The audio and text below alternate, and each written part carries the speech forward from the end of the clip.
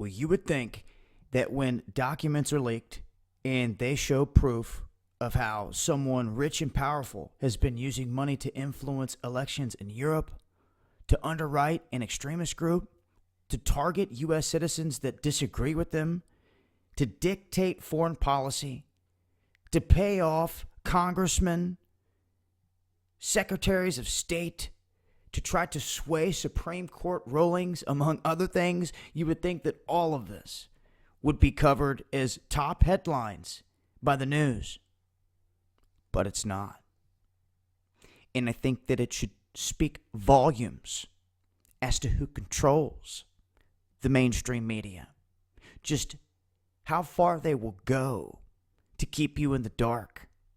And it shows that when stories this big, when information this big get exposed, that should be out there, not a word of it. Now, DC Leaks has dropped all kinds of information.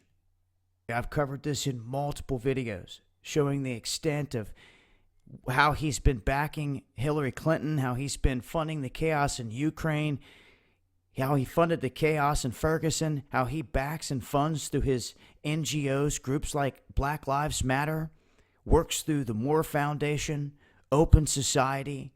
We've exposed them left and right. Constantly. Their every move, reporting on what the mainstream won't dare do. Because they'll lose their jobs. They'll lose their funding. And that should show you who's pulling the damn strings. Him and his buddy Rupert Murdoch. And others. But people need to get to see this. These wicked men pulling the strings. It is true. They are influencing everything. And there's a complete blackout on it.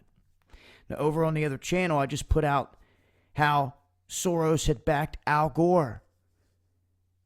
Tens of millions in his global warming scam. And this was all exposed through the DC leaks, too. Huge headlines. Not a word of it through the mainstream media. We also have his son, Alex Soros, dropping a suspicious little quote on social media where he took a picture of 5 flags and he says, which of these will fall first? So they seem to know that something's coming, especially when they're the ones that are planning and plotting it. But this is important information out there that people have got to get hip to. When you're wondering who's sitting in, behind the curtains in these rooms, in these meetings, coming up with these plans and plotting on the people. Rigging up our system. Not only ours, but the Europeans too. I guess everyone's just going to sit back and let them keep doing it. You're finally starting to see some of the people behind the scenes. And all we can really do is continue to talk about it and expose it. I've done several videos. I will continue to do videos on this and getting the information out there. And I got to give a thank you to everyone out there that plays their part. Everyone that fights the good fight on the daily.